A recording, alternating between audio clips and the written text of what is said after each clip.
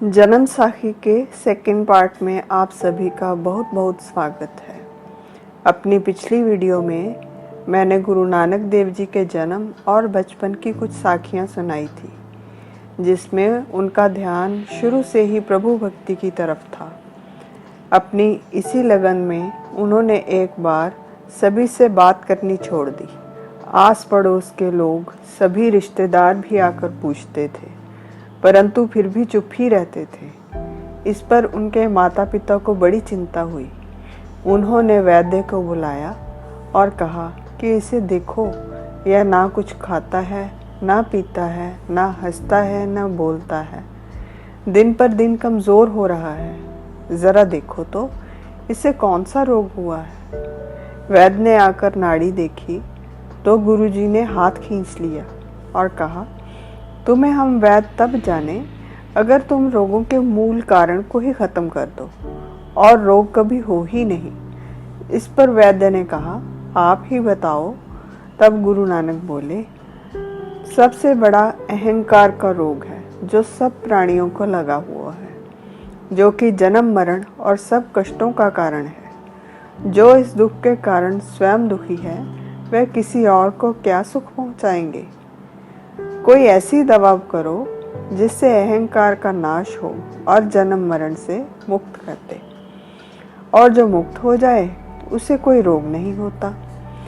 जो संसार के रोग हैं उनके तो बहुत सारे उपाय हैं, परंतु यह मोह उत्पन्न करने वाले हैं, जिससे बार बार संसार में आना पड़ता है।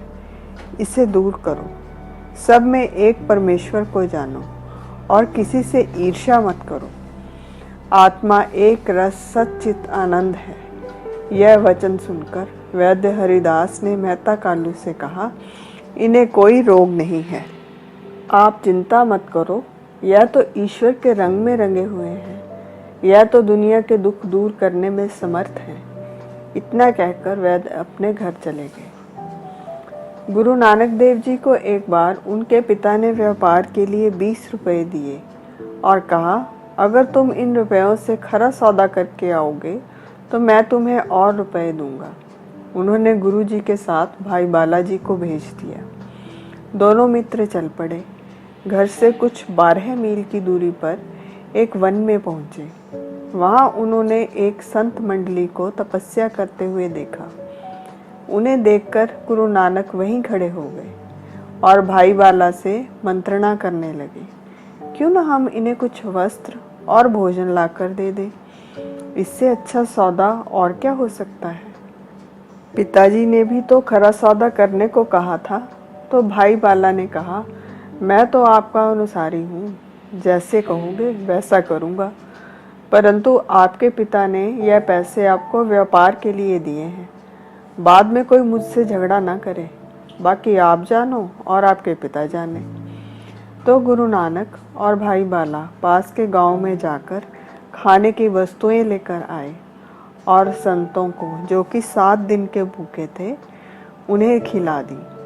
अब वापस जाने लगे तो गुरु नानक को पिता की डांट से डर लगने लगा। भाई बाला तो अपने घर चले गए, लेकिन गुरु नानक डर के मारे गांव के बाहर एक खाली तालाब के किनारे बैठ गए। उधर पिता कालू को पता चल गया कि बाला तो घर आ गया, पर नानक अभी तक नहीं आया। तो उन्होंने भाई बाला को बुलवाकर गुरु नानक के बारे में पूछा। उसने सारी कथा कालू जी को सुना दी। इस पर पिता को बहुत क्रोध आ गया और वह भाई बाला के साथ नानक जी को ढूंढने चले गए। माता तृप्ता को भी सुनकर फिक्र हुई। उसने कई लोगों को उन्हें ढूंढने के लिए भेजा और बड़ी बहन नानकी को पिता के पीछे यह कहकर भेज दिया कि तुम्हारे पिता को बहुत क्रोध आया है, देखो कहीं वह तुम्हारे भाई को कोई दुख न दे। तलवंडी के बाहर जाकर जहाँ नानक जी बैठे थे, वहाँ पहुँचकर कालू जी ने क्रोध में नानक जी को पकड़ लिया और पूछा, मैंने तुम्हें जो 20 रुपए दिए थे वह कहाँ हैं? और उनके मुंह पर तमाचे जड़ दिए। तभी नानकी जी भी वहां पहुंच गई और नानक जी को छुड़वाया। वहां मौजूद किसी आदमी ने जाकर राय बुलार को बता दिया कि कालू ने नानक जी को बुरी तरह से पीटा है। राय बुलार ने तुरंत आदमी भेजकर मेहता कालू को बुलाया। उन्हें डांटा कि मैंने तुम्हें पहले ही कहा था कि इसे कुछ मत कहना, यह बहुत महान आत्मा है। तुम्हें नानक की कद्र नहीं है। जैसे किसी के पास पारस हो और वह उसे पत्थर जानकर फेंक दे, आज से इनका जो भी खर्च है वह मैं दूंगा। यह तुम्हारा पुत्र तो बंधनों को तोड़ने के लिए आया है और तुम इसे इतनी बुरी तरह मारते हो। इस पर मेहता कालू बहुत शर्मिंदा हुआ। कुछ समय बाद जब उनकी बहन बड़ी हुई तो राय बुलार ने उनकी शादी जयराम नाम के एक आदमी से करवा दी। राय बुलार ने गुरु नानक के अद्भुत गुणों के बारे में भी जयराम जी को बताया। नानकी और जयराम जी की शादी के कुछ समय बाद राय बुलार ने मेहता कालू जी से कहकर गुरु नानक को उनकी बहन के घर भिजवा दिया। जयराम जी ने गुरु नानक को वहाँ के नवाब दौलत खान के पास मोदी खाने में नौकरी दिलवा दी। जब गुरुजी मोदी खाने में काम करते थे तो जो भी आता, चाहे कोई भूखा हो, साधु हो, सन्यासी हो, सबको कुछ ना कुछ दे देते। यहाँ तक कि जब वो कुछ तोलते तो 13 के अंक पर आकर गिनती भूल जाते और 13 करके कई गुना चीज़ दे देते। इस पर वहाँ काम करने वालों ने देखा कि यह तो मोदी खाना लुटा रहा है। उसमें से किसी ने जयराम जी को शिकायत की कि देखो, नानक मोदी खाना लुटा रहा है, ऐसा ना हो कि नुकसान की भरपाई तुम्हें करनी पड़े। जीजा जयराम ने हिसाब मांगा तो हिसाब में लाभ मिला। यहीं पर बस नहीं, किसी ने वहाँ के सुल्तान लोधी खान को भी शिकायत की। सुल्तान ने जयराम और गुरु नानक दोनों को बुलवाकर हिसाब किताब किया। तब भी गुरु नानक जी की तरफ ही पैसे बढ़ रहे थे। इस पर सभी शिकायत करने वाले बहुत शर्मिंदा हुए। गुरुजी ने करीब 14 वर्ष वहाँ काम किया। इस बीच उनकी शादी बीबी सुलक्षणी से हुई। जब वह बारात लेकर गए तो उन्हें एक घर में ठहराया गया। जहाँ गुरुजी बैठे थे उनके ठीक पीछे एक कच्ची दीवार थी। लड़की वालों की तरफ से एक बुजुर्ग महिला ने कहा, आप यहाँ से हट जाएं, कहीं लड़कियां शरारत में यह दीवार ना गिरा दें। तो गुरुजी मुस्कुराकर बोले, यह दीवार बहुत देर ठहरने वाली है, आप चिंता ना करें। और यह दीवार आज भी वहाँ उपस्थित है। गुरु नानक देव जी के 2 पुत्र हुए, श्रीचंद और लक्ष्मीदास। गुरु नानक देव जी रोज सुबह होने से पहले वेई नदी में स्नान करने जाते थे और काफ़ी देर वहाँ पर बैठकर ध्यान मगन रहते थे। एक दिन वह स्नान करने गए, नदी में डुबकी लगाई और वहीं रह गए। सब तरफ शोर मच गया कि नानक नदी में डूब गया। उनका पता लगाने के लिए गोताखोर भी गए, परंतु कुछ भी पता न चला। इस समय में उनका साक्षात्कार प्रभु से हुआ और उन्हें मूल मंत्र मिला। तीसरे दिन वह नदी से स्वयं ही बाहर आ गए और कहा, ना कोई हिंदू ना कोई मुसलमान। इस पर सभी कहने लगे, नानक को भूत ने पकड़ लिया है।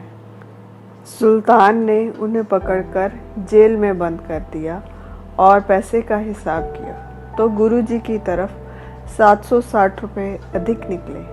सुल्तान ने गुरुजी को मोदी खाना संभालने के लिए और अपने पैसे लेने के लिए कहा। गुरुजी ने यह कहते हुए मना कर दिया कि यह पैसे तो खुदा के हैं, मेरे नहीं।